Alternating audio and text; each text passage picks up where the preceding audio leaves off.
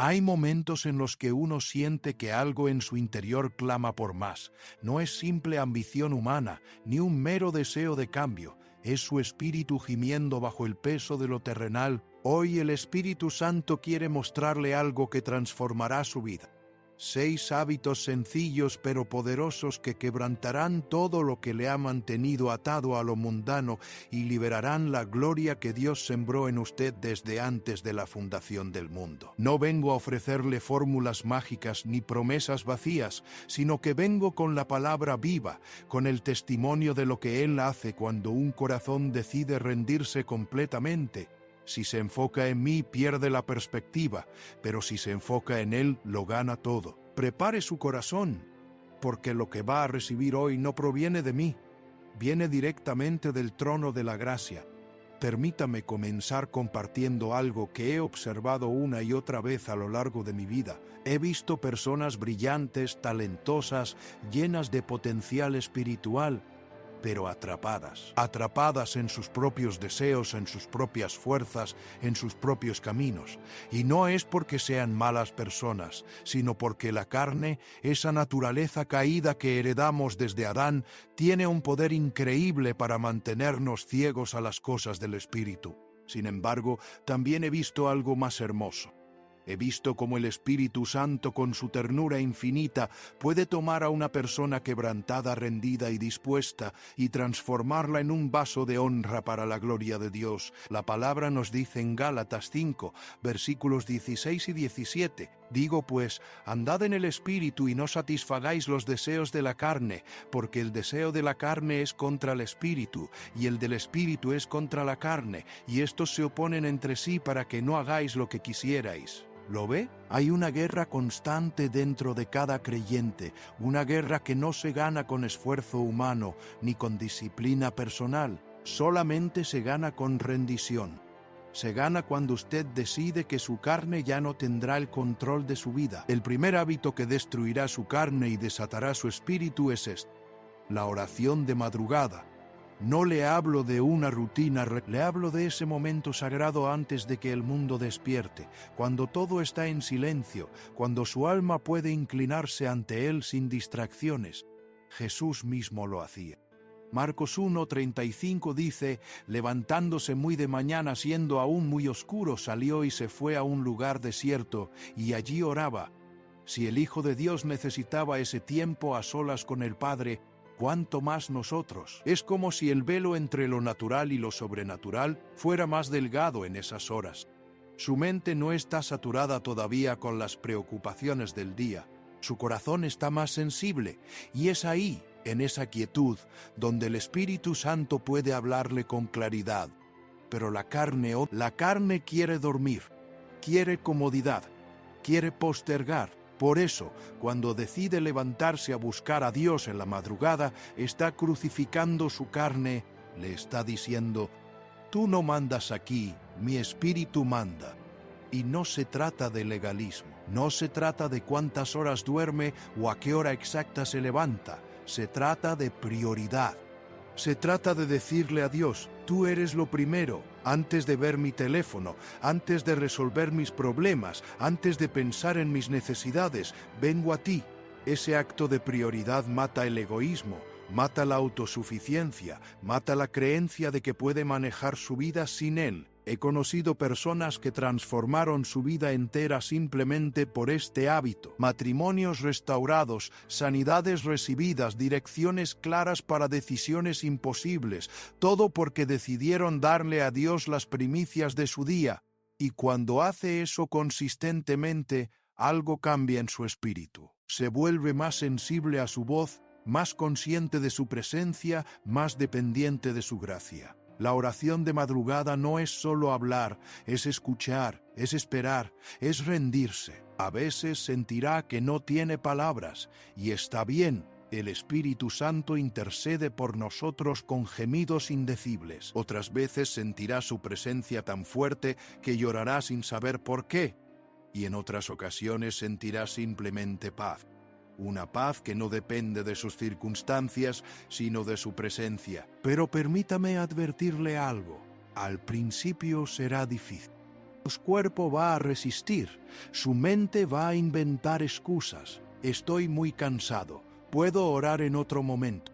Dios entiende que necesito descansar, y todo eso puede ser verdad en ciertos momentos, pero si constantemente permite que la comodidad gane, nunca va a experimentar lo que Dios tiene reservado para los que lo buscan de todo corazón. Jeremías 29:13 dice: «Y me buscaréis y me hallaréis, porque me buscaréis de todo vuestro corazón». De todo su corazón, no a medias, no cuando le convenga, no solo en emergencias. De todo su corazón significa con todo lo que tiene, incluyendo su tiempo más precioso, su sueño más profundo, su comodidad más anhelada. Y cuando empieza a hacer esto, algo hermoso sucede. Su carne empieza a perder poder sobre usted. Esas tentaciones que antes eran irresistibles, ahora las puede vencer. Esos patrones de pensamiento que le dominaban, ahora los puede romper. Esas emociones que le controlaban ahora están bajo el gobierno del Espíritu, porque en la presencia de Dios todo lo demás pierde su brillo, todo lo demás se vuelve insignificante comparado con conocerlo a Él. Recuerde, no soy yo quien realiza esta transformación. Por mí mismo no puedo hacer nada, pero Él puede hacerlo todo. Cuando se levanta en la madrugada, no es su fuerza de voluntad lo que le sostiene, es su gracia, es su espíritu llamándole, atrayéndole, invitándole a un encuentro que cambiará su día, su semana, su vida entera. Y mientras más lo haga, más deseará hacerlo. Porque una vez que prueba de su presencia en la madrugada, ninguna otra cosa satisface su alma de la misma manera. Así que este es el primer hábito. La oración de madrugada. No como obligación, sino como privilegio, no como religión, sino como relación, no para impresionar a nadie, sino para ser transformado por Él. Y cuando este hábito se arraiga en su vida, cuando se vuelve tan natural como respirar, verá cómo su carne se debilita y su espíritu se fortalece. Verá cómo cosas que antes eran imposibles, ahora son posibles. Verá cómo Dios empieza a moverse en áreas de su vida que habían estado estancadas por años. El Espíritu Santo está aquí ahora tocando corazones, despertando hambre espiritual. Si siente ese llamado, no lo ignore. No lo posponga. Mañana por la mañana, antes de que salga el sol, levántese y búsquelo. No necesita palabras elocuentes, solo necesita un corazón dispuesto, y Él hará el resto. El segundo hábito que quiero compartir con ustedes es el ayuno con propósito. Y cuando digo con propósito, me refiero a que no es simplemente dejar de comer. El ayuno verdadero es una expresión de hambre espiritual que trasciende el hambre física. Es decirle a su cuerpo: tú no gobiernas mi vida, mi espíritu gobierna. Es un acto de guerra contra la tiranía de los apetitos carnales. Isaías 17:606 nos revela el corazón del ayuno que Dios escoge. ¿No es más bien el ayuno que yo escogí, desatar las ligaduras de impiedad, soltar las cargas de opresión y dejar ir libres a los quebrantados, y que rompáis todo yugo? Mire la conexión que Dios hace entre el ayuno y la libertad. No es casualidad. Cuando ayuna correctamente, está rompiendo yugos. Yugos de adicción, yugos de patrones destructivos, yugos de mentalidades equivocadas. La carne tiene un apetito insaciable. Siempre quiere más, más comida, más entretenimiento, más placer, más comodidad. Y mientras le dé rienda suelta, nunca va a experimentar la plenitud del Espíritu, porque no puede estar lleno del Espíritu y lleno de la carne al mismo tiempo. Algo tiene que ceder, alguien tiene que morir. Y en el ayuno, usted decide: hoy muere mi carne, hoy mi Espíritu toma el control. He visto milagros extraordinarios durante tiempos de ayuno. No porque el ayuno manipule a Dios o lo obligue a actuar, sino porque el ayuno le vacía de sí mismo para que pueda ser llenado de Él. Es como limpiar un vaso sucio antes de llenarlo con agua pura. Su espíritu necesita ese espacio, esa limpieza, esa rendición que viene cuando niega a su carne lo que más desea. Jesús dijo en Mateo 17:21, hablando de ciertos demonios: pero este género no sale sino con oración y ayuno. Hay batallas espirituales que no se ganan solo con oración, necesitan el poder adicional que viene cuando su carne está sometida completamente. Hay fortalezas mentales que no caen solo con confesiones positivas.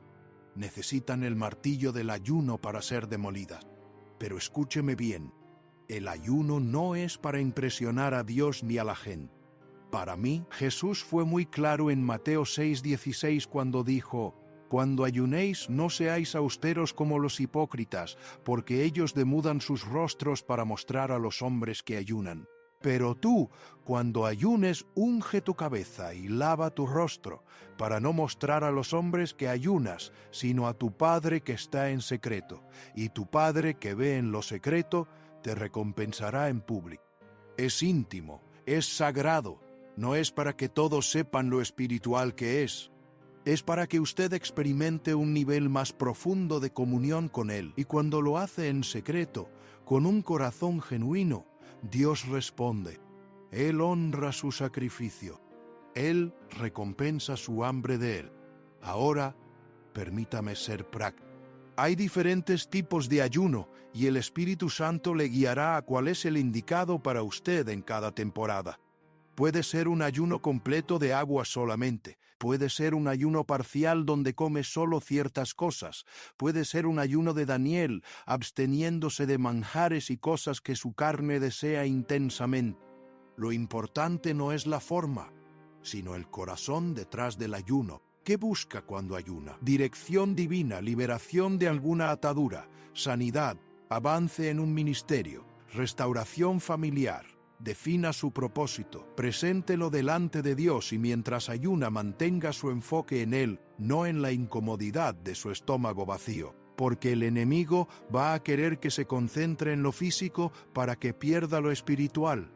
Durante el ayuno, su mente se agudiza espiritualmente. Sueños proféticos se vuelven más comunes, impresiones del Espíritu Santo se vuelven más claras, es como si sus antenas espirituales se amplificaran. Por eso, muchos de los grandes hombres y mujeres de Dios en la Biblia ayunaban antes de decisiones importantes o antes de enfrentar batallas gigantes. Moisés ayunó 40 días antes de recibir los 10 mandamientos. Esther ayunó 3 días antes de presentarse ante el rey para salvar a su pueblo. Daniel ayunó 21 días y recibió una visitación angelical con revelación profética. Jesús ayunó 40 días antes de comenzar su ministerio público. El ayuno prepara el terreno para lo sobrenatural. Y aquí está la clave. El ayuno destruye su autosuficiencia. Cuando tiene hambre física, se da cuenta de cuán dependiente es. Se da cuenta de que no puede vivir solo de pan. Jesús lo dijo en Mateo 4:4. No solo de pan vivirá el hombre, sino de toda palabra que sale de la boca de Dios. El ayuno le hace hambrear la palabra más que la comida, le hace buscar su presencia más que su comodidad. Su carne va a gritar, va a protestar, va a intentar convencerle de que esto es demasiado difícil, demasiado extremo, innecesario. Pero cada vez que ignora esos gritos y vuelve su atención a Dios, está crucificando la carne. Está fortaleciendo su espíritu, está declarando: mayor es el que está en mí que el que está en el mundo. Y eso incluye el poder de sus propios apetitos, y cuando termine su ayuno no será la misma persona. Algo habrá cambiado en usted. Su sensibilidad espiritual habrá aumentado.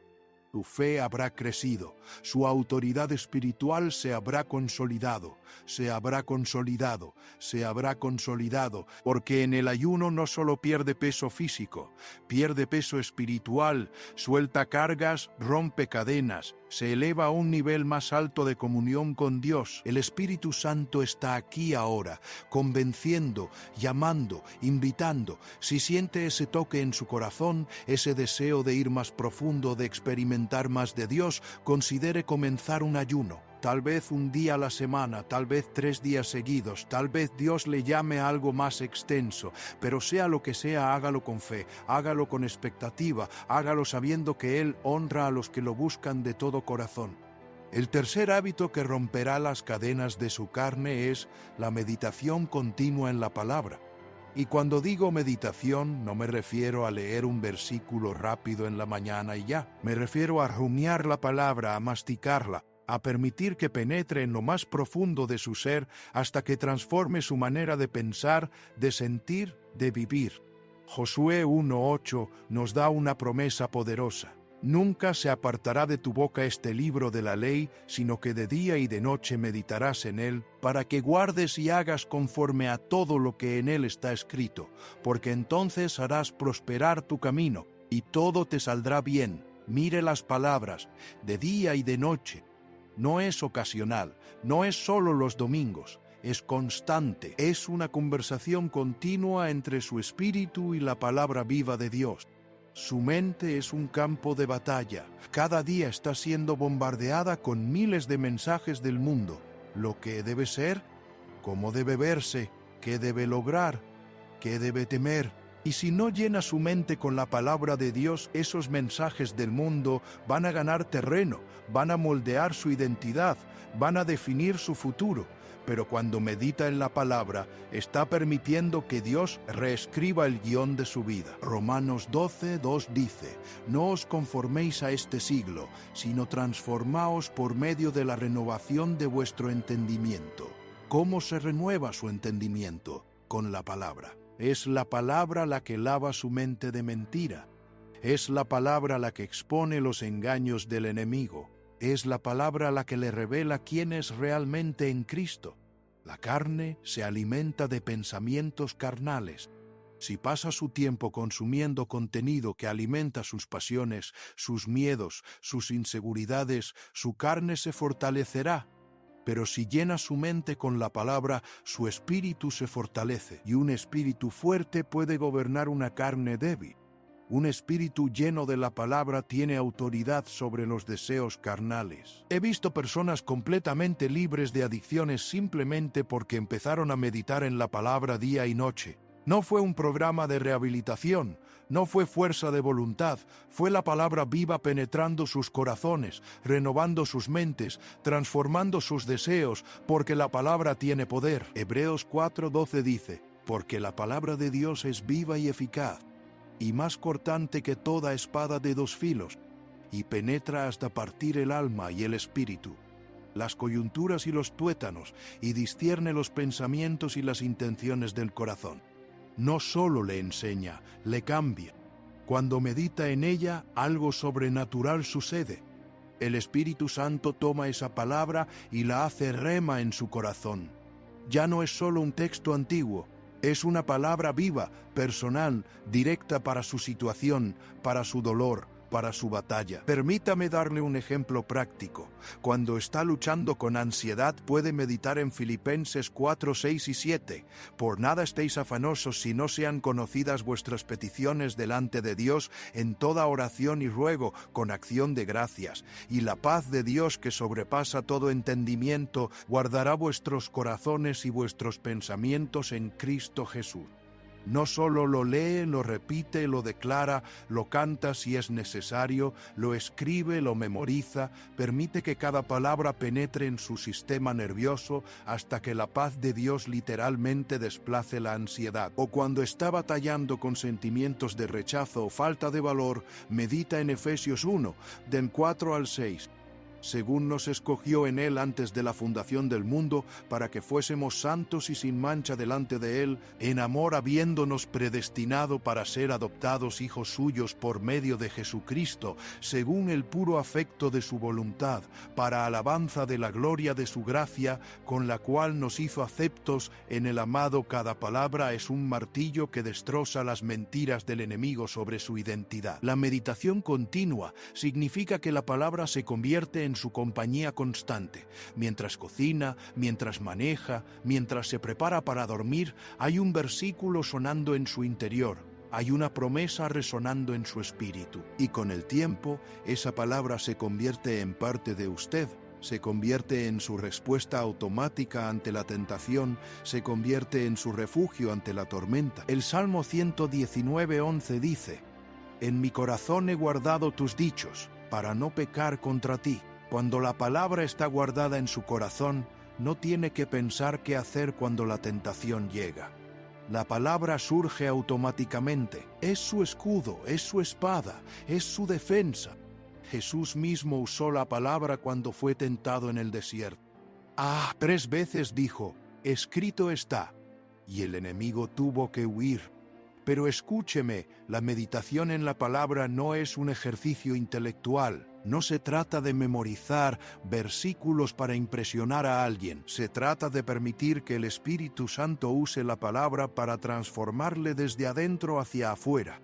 Por eso necesita leerla con el corazón abierto, con hambre espiritual, con expectativa de que Dios le hable. Antes de abrir su Biblia, ore, Espíritu Santo, abre mis ojos para ver maravillas en tu palabra. Habla a mi corazón, revélame lo que necesito saber hoy. Y Él lo hará, porque Jesús dijo en Juan 16:13, pero cuando venga el Espíritu de verdad, Él os guiará a toda la verdad. El mismo Espíritu que inspiró la palabra es el que se la revelará. Y, déjeme decirle algo más, cuando medita en la palabra su boca se transforma. Proverbios 18:21 dice, la muerte y la vida están en poder de la lengua. Si su mente está llena de la palabra, sus palabras reflejarán esa palabra. Dejará de hablar muerte, derrota, queja, empezará a hablar vida, victoria, gratitud. Porque de la abundancia del corazón habla la boca. Su carne quiere que llene su mente con basura, con chismes, con críticas, con pensamientos negativos, con entretenimiento vacío, pero su espíritu anhela la palabra, anhela verdad, anhela luz. Y cuando decide alimentar su espíritu con la palabra, en lugar de alimentar su carne con veneno, algo glorioso sucede. Su espíritu crece, se fortalece, se eleva, y su carne se encoge, pierde su dominio, pierde su voz. No soy yo, es Él. No puedo convencerle de hacer esto, pero el Espíritu Santo puede. Y si está sintiendo esa convicción ahora mismo, ese hambre de sumergirse más profundo en la palabra, no lo ignore. Es Dios llamándole a un nivel más alto. Es Dios invitándole a experimentar el poder transformador de su palabra, viviendo en usted continuamente. El cuarto hábito que necesita abrazar es la adoración extravagante. Y cuando digo extravagante, no me refiero a una adoración medida, calculada, cómoda. Me refiero a esa adoración que rompe protocolos religiosos.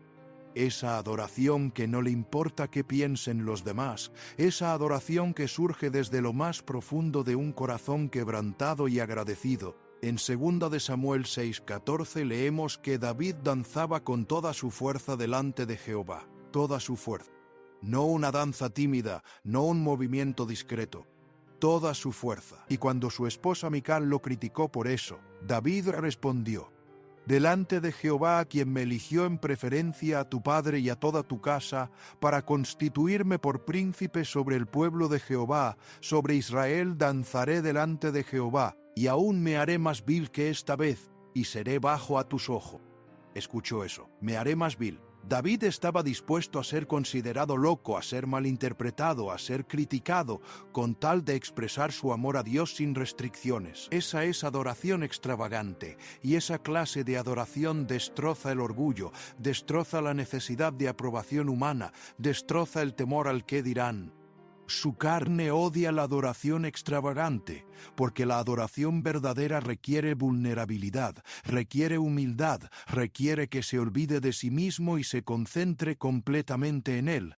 Y la carne siempre quiere ser el centro de atención, siempre quiere mantener el control, pero en la adoración usted suelta el control, se rinde, se entrega completamente. He estado en momentos de adoración donde la presencia de Dios es tan tangible que no se puede quedar de pie, donde las lágrimas fluyen sin que pueda controlarlas, donde su voz se quiebra porque está tocando algo más profundo que las palabras pueden expresar, y en esos momentos su carne no tiene poder, está completamente sometida. Porque en la presencia del Rey todo lo demás se vuelve insignificante. El Salmo 22:3 dice que Dios habita en las alabanzas de su pueblo. Cuando adora crea un espacio para que Él se manifieste. Y cuando Él se manifiesta, todo cambia. Cadenas se rompen, enfermedades se van, opresiones se levantan, porque donde está el Espíritu del Señor, ahí hay libertad. Pero la adoración extravagante no es solo para momentos corporativos en la iglesia. Es un estilo de vida, es adorar en su casa cuando nadie le ve. Es adorar en su auto camino al trabajo, es adorar en medio del dolor, en medio de la incertidumbre, en medio de la batalla, es decir, como Job.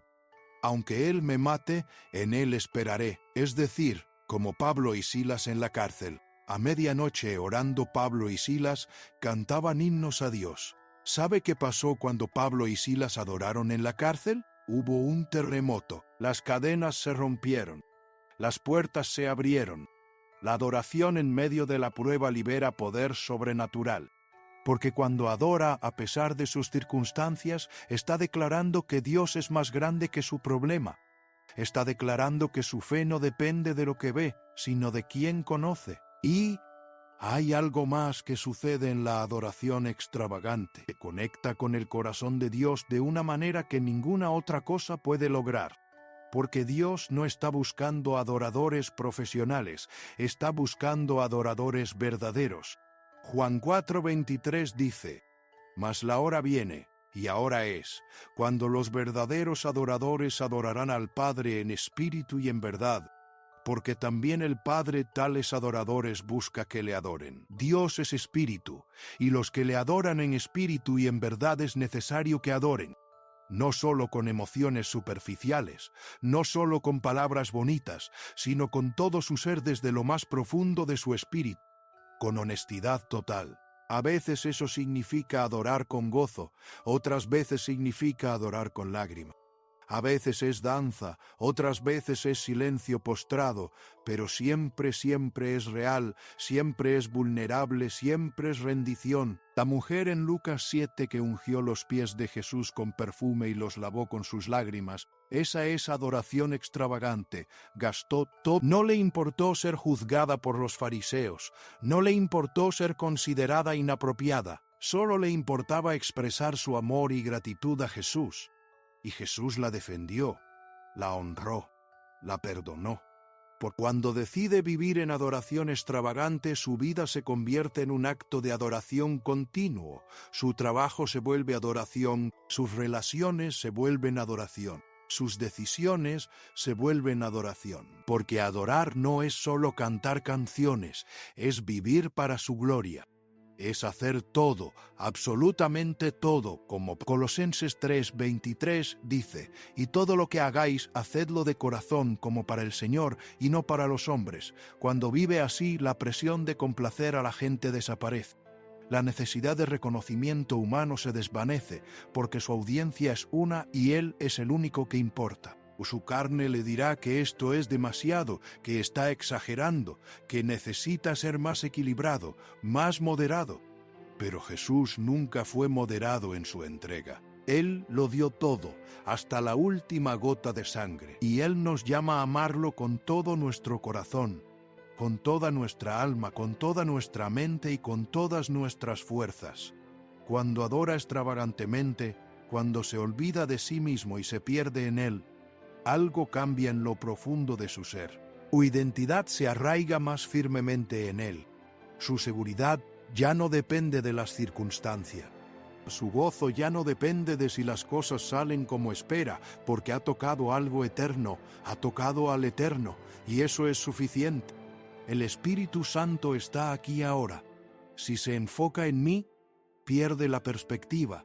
Pero si se enfoca en Él, lo gana todo. Él le está invitando a entrar en una dimensión de adoración que quizás nunca ha experimentado. Una adoración sin reservas, sin cálculos, sin miedo, solo amor puro derramado a los pies del que le amó primero. El quinto hábito es el servicio humilde y oculto. Y esto, mi buen amigo, es donde la goma se encuentra con el pavimento. Porque es fácil hablar de espiritualidad, es fácil orar cuando le conviene, es fácil ayunar cuando tiene motivación, pero servir en lo oculto, hacer cosas que nadie ve, trabajar sin reconocimiento, sin aplausos, sin recompensa terrenal, eso requiere un corazón verdaderamente crucificado. Jesús lo dijo claramente en Mateo 20, del 26 al 28, Mas entre vosotros no será así, sino que el que quiera hacerse grande entre vosotros será vuestro servidor, y el que quiera ser el primero entre vosotros será vuestro siervo, como el Hijo del Hombre no vino para ser servido, sino para servir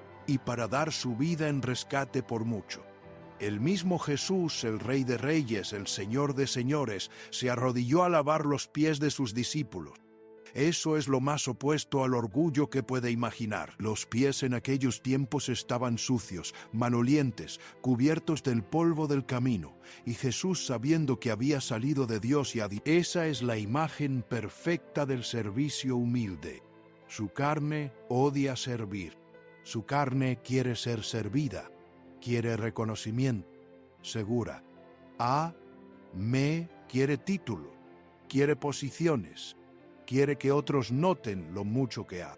Pero su espíritu encuentra su mayor gozo en imitar a Cristo, en inclinarse, en servir sin esperar nada a cambio, y cuando aprende a servir en lo oculto, está destruyendo el orgullo en su raíz. He conocido personas que sirven en la iglesia solo cuando hay cámaras, solo cuando hay audiencia, pero cuando nadie está mirando desaparece. Eso no es servicio del espíritu, eso es servicio de la carne buscando reconocimiento. El servicio verdadero es el que hace cuando nadie le ve, excepto Dios. Es llegar temprano a preparar, es quedarse tarde es hacer las tareas que nadie quiere hacer, porque su motivación no es la alabanza humana, sino la sonrisa de su Padre Celestial. Mateo 6, del 1 al 4 nos advierte: guardaos de hacer vuestra justicia delante de los hombres, para ser vistos de él. Mas cuando tú des limosna, no sepa tu izquierda lo que hace tu derecha, para que sea tu limosna en secreto. Y tu Padre que ve en lo secreto te recompensará en público. Dios ve en lo secreto. Eso es lo que importa.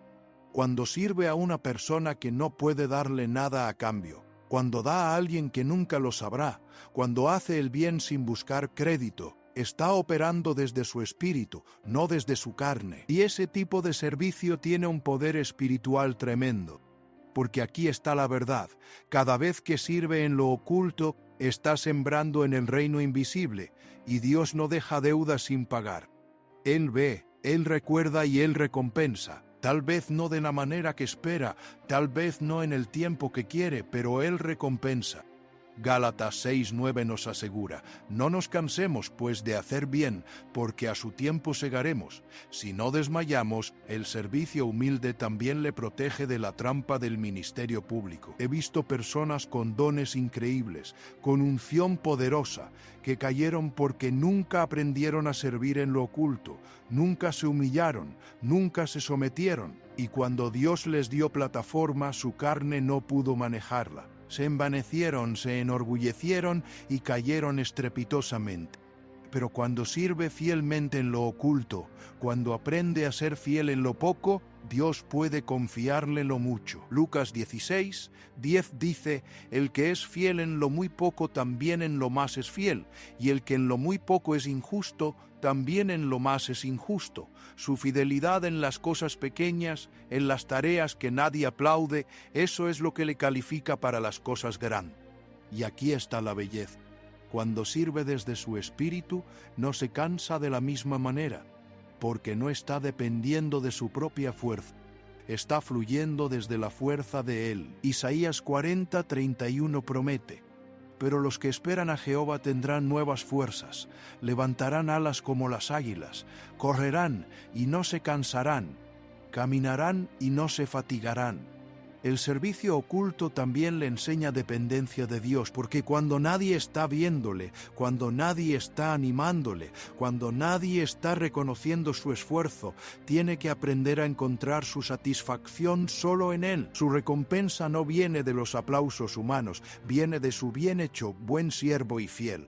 Y déjeme decirle algo, hay una dulzura en servir a Jesús en secreto que no se compara con nada. Cuando hace algo para bendecir a alguien y nadie nunca lo sabe, pero usted sabe que Él lo vio, hay una intimidad en eso. Es como un secreto compartido entre usted y Él. Es una sonrisa interna que nadie puede quitarle. Piense en María de Betania. Mientras Marta estaba ocupada sirviendo de manera que todos vieran, María estaba sentada a los pies de Jesús. Y cuando Jesús dijo, María ha escogido la buena parte, no estaba despreciando el servicio de Marta, estaba señalando que el servicio fluye mejor desde la intimidad. Primero se sienta a sus pies, primero escucha su voz, luego sirve desde ese lugar de plenitud. El servicio que fluye desde la intimidad no busca reconocimiento porque ya está satisfecho. Ya ha recibido la mirada de aprobación que importa, ya ha escuchado la voz que cuenta, y entonces puede servir con libertad, con gozo sin agenda oculta. Su carne protestará, dirá, nadie valora lo que hago, nadie aprecia mi esfuerzo. Pero su espíritu responderá, no importa, yo no sirvo para los hombres, sirvo para el Señor. Y esa declaración, esa convicción, es lo que mata la necesidad de validación. Recuerde, yo no puedo hacer nada, pero Él puede hacerlo todo. Cuando se vacía de sí mismo en servicio oculto, Él y descubre que servir no es una carga, es un privilegio, no es un deber, es un deleite, porque está expresando su amor por Él de la manera más práctica posible, amando a los que Él ama, sirviendo a los que Él sirve. Que el Espíritu Santo despierte en usted ese deseo de servir sin ser visto, de dar sin ser reconocido, porque en ese lugar de humildad, en ese lugar de servicio oculto, es donde su carne finalmente se rinde y su espíritu brilla con la gloria de Cristo. El sexto hábito que transformará su vida es la guerra de intercesión. Y cuando digo guerra, lo digo literalmente, porque la oración de intercesión no es una conversación casual con Dios, es ponerse en la brecha, es luchar en el reino espiritual por personas, por situaciones, por naciones, es pelear batallas que otros ni siquiera saben que están librando. Ezequiel 22:30 revela el corazón de la intercesión. Y busqué entre ellos hombre que hiciese vallado y que se pusiese en la brecha delante de mí a favor de la tierra, para que yo no la destruyese, y no lo hallé. Dios está buscando intercesores, está buscando personas dispuestas a pararse en la brecha entre el juicio y la misericordia, entre la destrucción y la salvación. La intercesión es costosa. No es orar 5 minutos y listo. Es llorar las lágrimas de Dios por las almas perdidas. Es sentir su corazón quebrantado por los que sufren. Es cargar con un peso que no es suyo hasta que se rompa en el reino espiritual, y su carne huirá de esto. Su carne querrá orar solo por sus propias necesidades, por su propia comodidad, pero su espíritu, ungido por el Espíritu Santo, anhela interceder. Primera de Timoteo 2, del 1 al 4 nos instruye, exhorto ante todo a que se hagan rogativas, oraciones, peticiones y acciones de gracias por todos los hombres, por los reyes y por todos los que están en eminencia, para que vivamos quieta y reposadamente en toda piedad y honestidad. Porque esto es bueno y agradable delante de Dios nuestro Salvador, el cual quiere que todos los hombres sean salvos y vengan al conocimiento de la verdad. Interceder es alinearse con la voluntad de Dios, es orar no lo que usted quiere, sino lo que Él quiere. Es permitir que el Espíritu Santo ore a través de usted con gemidos indecibles. Romanos 8, 26 y 27 lo explica, y de igual manera el Espíritu nos ayuda en nuestra debilidad, pues ¿qué hemos de pedir como conviene? No lo sabemos, pero el Espíritu mismo intercede por nosotros con gemidos indecibles, mas el que escudriña los corazones sabe cuál es la intención del Espíritu, porque conforme a la voluntad de Dios intercede por los santos. He pasado noches enteras en intercesión, noches donde el peso de una situación era tan grande que no podía dormir. Noches donde las lágrimas fluían sin parar. Y no era depresión, no era ansiedad, era la carga del Señor. Era el Espíritu Santo usando mi espíritu para traer liberación a otro. Y cada vez que he estado dispuesto a cargar esa carga, he visto milagros, he visto salvaciones, he visto sanidades, he visto restauraciones imposibles, porque en la intercesión usted se convierte en un canal. No es su poder, es el poder de Dios fluyendo a través de usted. No es su justicia, Es la justicia de Cristo intercediendo a través de usted, y por eso el enemigo pelea tan duro contra la intercesión, porque sabe que un intercesor comprometido puede cambiar el curso de naciones. Moisés fue un intercesor. Cuando Israel pecó con el becerro de oro y Dios quiso destruirlos, Moisés se puso en la brecha. Éxodo 32, 31 y 32 registra su oración. Entonces volvió Moisés a Jehová y dijo: Te ruego pues, este pueblo ha cometido un gran pecado, porque se hicieron dioses de oro, que perdones ahora su pecado. Y si no, rame ahora de tu libro que has escrito. Eso es intercesión, estar dispuesto a dar su propia vida por la salvación de otros. Hebreos 7:25 dice: Por lo cual puede también salvar perpetuamente a los que por él se acercan a Dios, viviendo siempre para interceder por ellos. Jesús está intercediendo por usted ahora mismo, y cuando usted decide interceder por otros, está participando en su ministerio sacerdotal. Se está asociando con su obra redentora. La intercesión requiere perseverancia. A veces ora por algo durante años antes de ver la respuesta, pero no se rinda. Lucas 18 nos cuenta la parábola de la viuda persistente que seguía clamando al juez hasta que obtuvo justicia. Y Jesús concluyó: ¿Y acaso Dios no hará justicia a sus escogidos que claman a Él día y noche? ¿Se tardará en responderles? Os digo que pronto les hará justicia. En la intercesión también aprende discernimiento espiritual. Empieza a percibir las batallas que están sucediendo en el reino invisible. Empieza a entender estrategias del enemigo, y con ese discernimiento puede orar con precisión, puede atacar las fortalezas correctas, puede desatar las bendiciones exactas que se necesitan.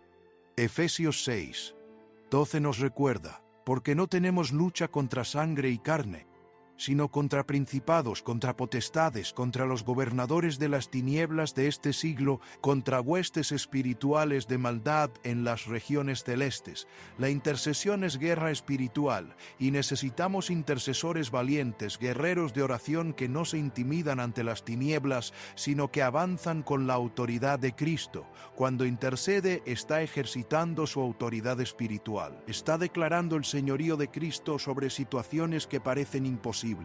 Está comandando que los propósitos de Dios se establezcan en la tierra, y eso, amigo mío, eso destruye su carne, porque ya no se trata de usted, se trata del reino, se trata de su gloria, se trata de almas eternas. Su carne querrá que se enfoque solo en sí mismo. Querrá que use la oración solo para sus propios beneficios, pero cuando decide convertirse en intercesor, cuando decide cargar con los que no pueden cargar solos, cuando decide clamar por los que no saben cómo clamar, su vida trasciende lo ordinario. Se eleva a un nivel donde toca lo eterno. Y déjeme decirle algo que he aprendido: la intercesión le cambia más a usted que a la persona por quien está orando, porque en la intercesión su corazón se expande, sus prioridades se realinean, sus egoísmos se rompen, empieza a amar como Dios ama, empieza a ver como Dios ve, empieza a sentir como Dios siente. No toque la gloria. La gloria es de Él. Él, cuando vea respuestas a sus oraciones de intercesión, no se jacte, no se atribuye el mérito. Recuerde que fue solo un canal, fue solo un vaso. La obra fue de Él, el poder fue de Él, la victoria fue de Él, y toda la gloria le pertenece solo a Él.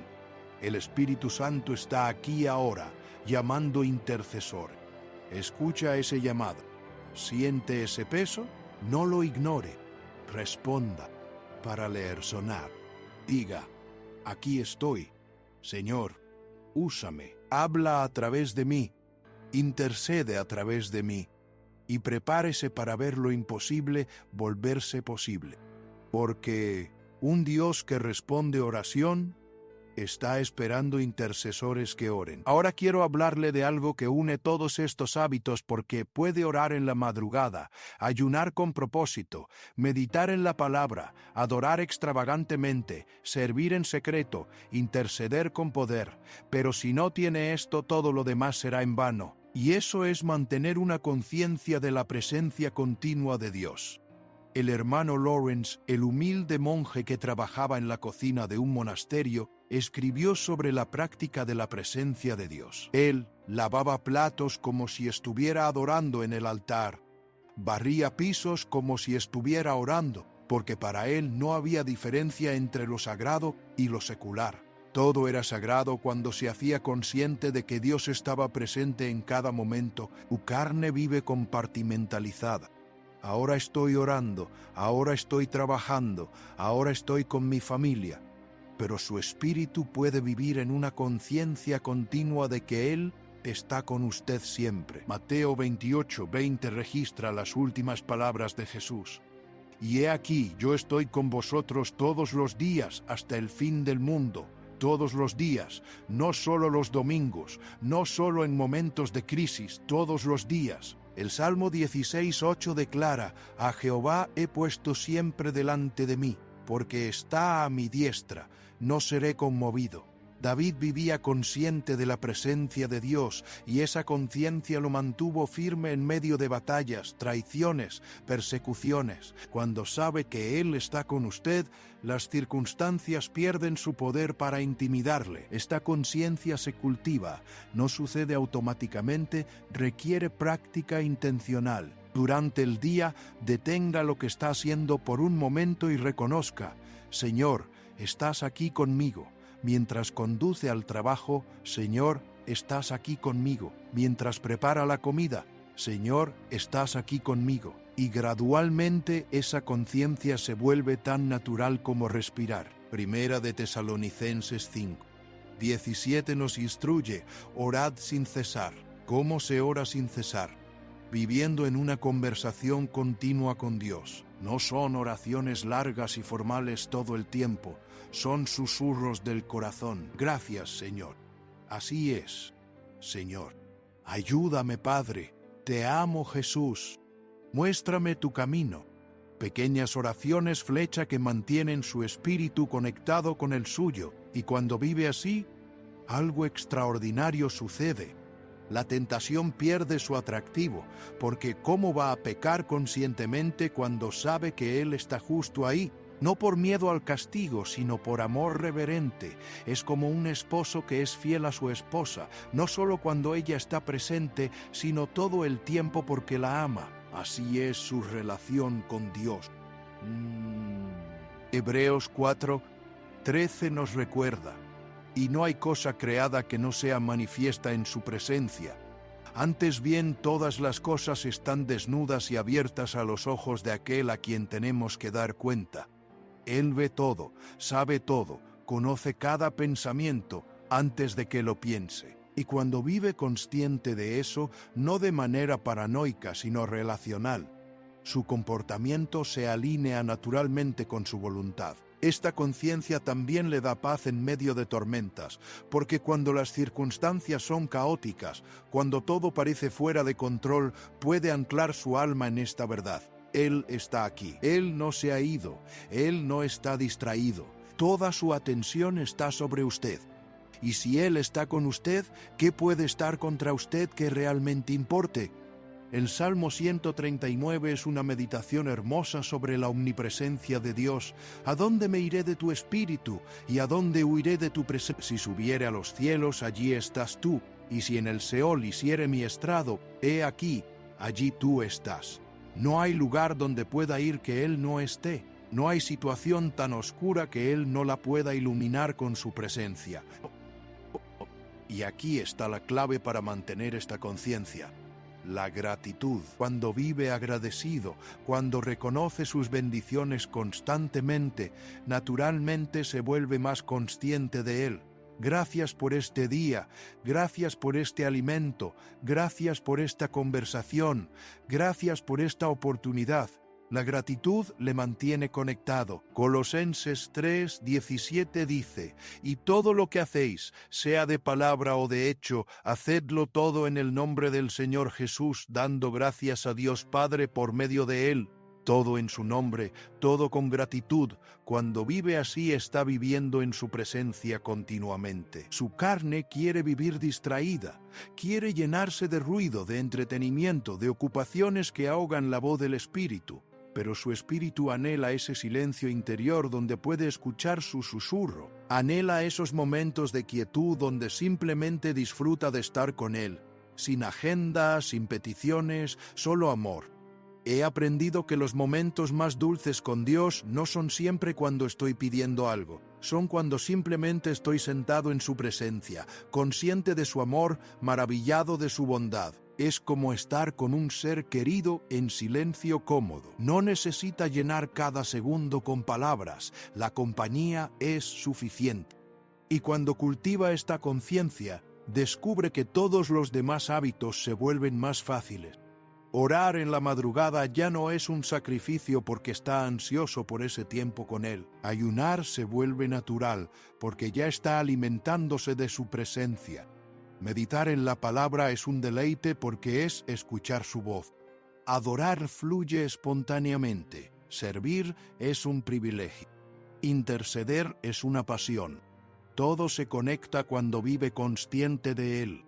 Su vida entera se convierte en adoración, su trabajo se vuelve ministerio, sus relaciones se llenan de su amor, sus decisiones reflejan su sabiduría, porque no está viviendo desde su propia fuerza, está viviendo desde la plenitud de su presencia. No soy yo, es Él. Esta ha sido mi confesión desde el principio, porque verdaderamente yo no puedo hacer nada. Pero cuando Él está presente, cuando Él está obrando, cuando Él está guiando, todo es posible. Y mi oración es que cada uno de ustedes descubra esta verdad de manera personal, profunda, transformadora. Hemos recorrido un camino juntos. Hoy hemos hablado de 6 hábitos que destruirán su carne y desatarán su espíritu. Pero antes de cerrar, quiero que entienda algo fundamental. Estos hábitos no son una lista de tareas religiosas, no son un nuevo legalismo, no son una fórmula mágica para manipular a Dios. Son expresiones de amor. Son respuestas a su gracia, son el desbordamiento de un corazón que ha sido tocado por el Espíritu Santo. Porque aquí está la verdad más profunda de todas. Usted no puede destruir su carne con sus propias fuerzas. Gálatas 2:20 lo dice mejor de lo que yo jamás podría. Con Cristo estoy juntamente crucificado, y ya no vivo yo, mas vive Cristo en mí, y lo que ahora vivo en la carne lo vivo en la fe del Hijo de Dios, el cual me amó y se entregó a sí mismo por mí. Ya está crucificado con Cristo. La obra ya está hecha en la cruz. Su carne ya fue vencida en el Calvario. Llega cuando entiendes que equivocarse no es. Lo que estos hábitos hacen es permitirle vivir esa realidad. Es como abrir las cortinas para dejar entrar la luz que ya está brillando afuera. La luz ya estaba ahí. Solo necesitaba descorrer lo que la bloqueaba. Y eso es lo que sucede cuando abraza estos hábitos. No está ganando el favor de Dios. Ya tiene su favor completo en Cristo. No está logrando su salvación. Ya está salvado por gracia mediante la fe.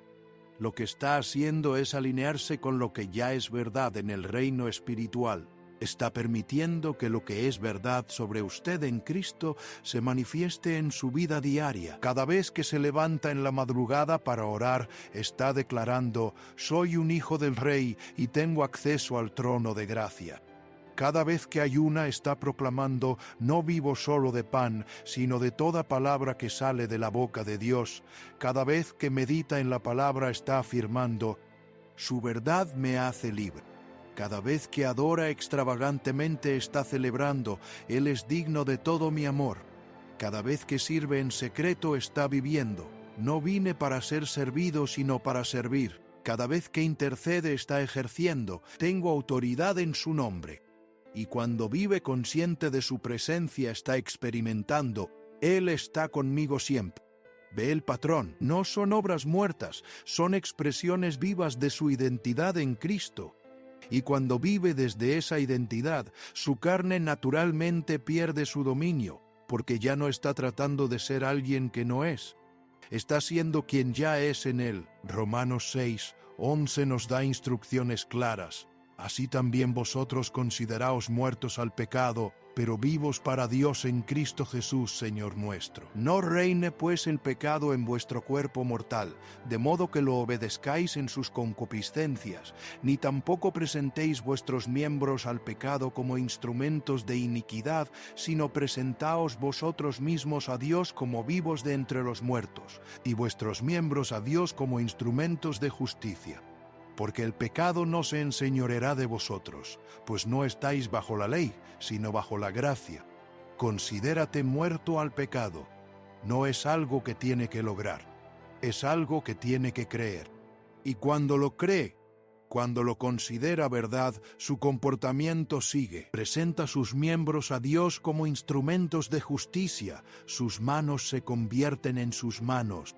Sus pies se convierten en sus pies. Su boca se convierte en su boca. Su vida se convierte en su vida. Y aquí está la promesa gloriosa: el pecado no se enseñoreará de vosotros. No porque usted sea tan fuerte, sino porque Él es tan fuerte en usted. No porque usted sea tan disciplinado, sino porque su gracia es. No porque usted lo merezca, sino porque Él le amó primero. Quiero que sepa algo, mi apreciado amigo. Dios no está enojado con usted por sus luchas. Por aquí, Cole no está impaciente con sus fracasos. No está decepcionado de sus debilidades. Él sabía todo sobre usted antes de llamarle, y le llamó de todas maneras. Le escogió de todas maneras. Le amó de todas maneras. Estos hábitos no son para ganarse su amor. Ya lo tiene. Son para disfrutarlo más plenamente. Son para experimentarlo más profundamente. Son para manifestarlo más claramente. Y cada paso que da en esta dirección, cada esfuerzo que hace, Él lo ve, Él lo honra, Él lo bendice. Pero nunca olvide, no es por sus obras. Efesios 2, 8 y 9 es claro: porque por gracia sois salvos por medio de la fe, y esto no de vosotros, pues es don de Dios, no por obras, para que nadie se gloríe. Pero el siguiente versículo, el versículo 10, completa el cuadro: porque somos hechura suya, creados en Cristo Jesús para buenas obras, las cuales Dios preparó de antemano para que anduviésemos en ellas. Fue salvado para buenas obras, no por buenas obras. Y esas buenas obras incluyen estos hábitos espirituales que le acercan más a Él. Incluyen vivir de manera que su vida sea un testimonio de su poder transformador. Incluyen permitir que otros vean que no es usted quien vive, sino Cristo en usted. Así que hoy, mientras terminamos, quiero dejarle con una bendición. Que el Espíritu Santo encienda en usted un hambre insaciable por más de Dios, que se despierte en las madrugadas con anticipación, no con obligación, que sus ayunos sean dulces encuentros con Él, no sacrificios amargos, que su palabra se vuelva miel en su boca y fuego en sus huesos, que su adoración rompa todas las cadenas de temor al que dirán, que su servicio fluya desde un corazón rebosante de su amor, que su intercesión mueva montañas y cambie destinos, y que cada momento de su día sea una celebración consciente de su presencia, que su carne sea destruida no por condenación, sino por transformación, no por esfuerzo, sino por rendición. No por legalismo, sino por amor, y que su espíritu sea desatado para volar a alturas que nunca imaginó posibles, porque eso es lo que Dios quiere. Él está esperando, no con impaciencia, sino con anticipación llena de amor, esperando que diga: aquí estoy, Señor, tómame, úsame, transfórmame, haz en mí lo que solo tú puedes hacer. Y cuando lo diga, cuando se rinda completamente, prepárese. Porque lo que viene es gloria, lo que viene es libertad, lo que viene es vida abundante. No toque la gloria, recuérdelo siempre. Cuando vea cambios en su vida, cuando experimente victorias, cuando otros noten la diferencia, señale a Jesús. Diga con Juan el Bautista: es necesario que Él crezca, pero que yo mengüe. Porque al final se trata de Él, siempre se ha tratado de Él, siempre se tratará de Él. Y yo, mi buen amigo, solo soy un vaso quebrantado muchas veces, remendado por su gracia, usado por su misericordia. Yo no puedo hacer nada, pero Él puede hacerlo todo. Y mi oración es que lo que ha fluido hoy no haya sido sabiduría humana, sino revelación divina.